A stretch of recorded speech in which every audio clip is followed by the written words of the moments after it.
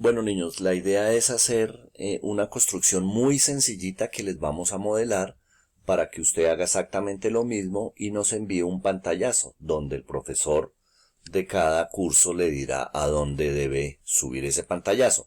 No nos compliquemos porque es algo muy sencillo. Entonces, la idea es entrar a GeoGebra Clásico Online, lo abro.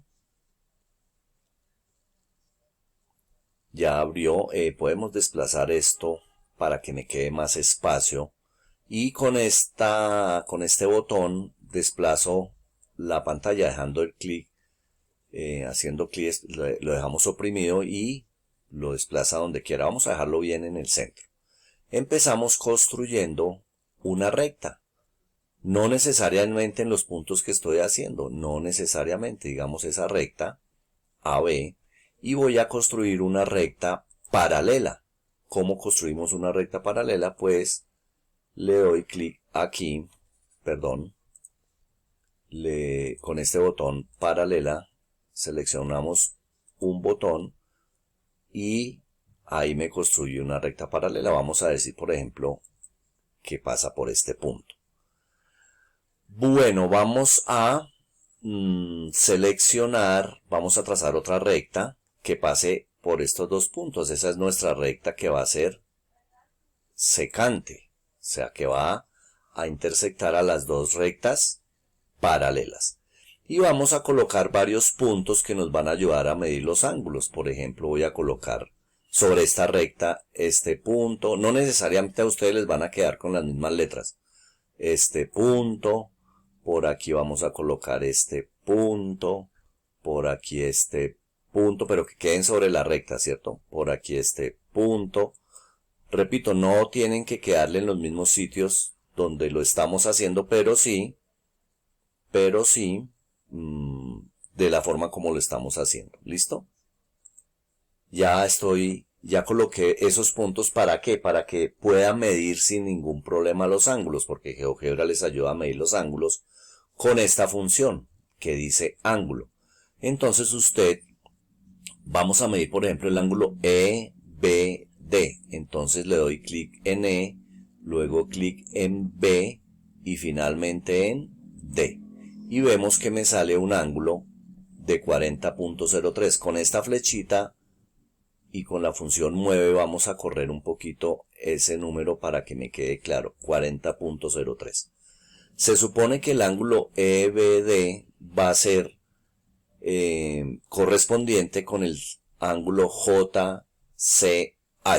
Entonces vamos a medir el ángulo J de nuevo con la función ángulo JGH y efectivamente lo movemos con esta función y me queda que mide 40.03 grados. ¿Listo?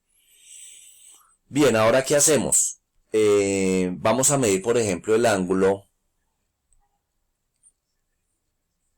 nuevamente el ángulo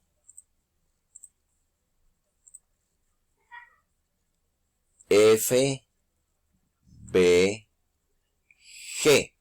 y también veo que mide 40.03. ¿Por qué razón?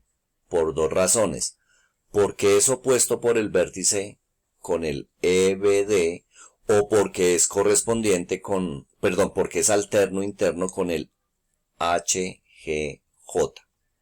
¿Listo? Listo. Seguimos. Hallemos, por ejemplo, la medida de este ángulo. ICK. Otra vez con la medida de ángulo. ICK. ¿Cuánto me debe medir? Me debe medir también 40.03. Con esta tecla lo muevo y me queda que esto mide 40.03. Entonces observen, opuestos por el vértice miden lo mismo, listo, correspondientes miden lo mismo y vamos a seguir midiendo ángulos. Vamos a medir ahora el ángulo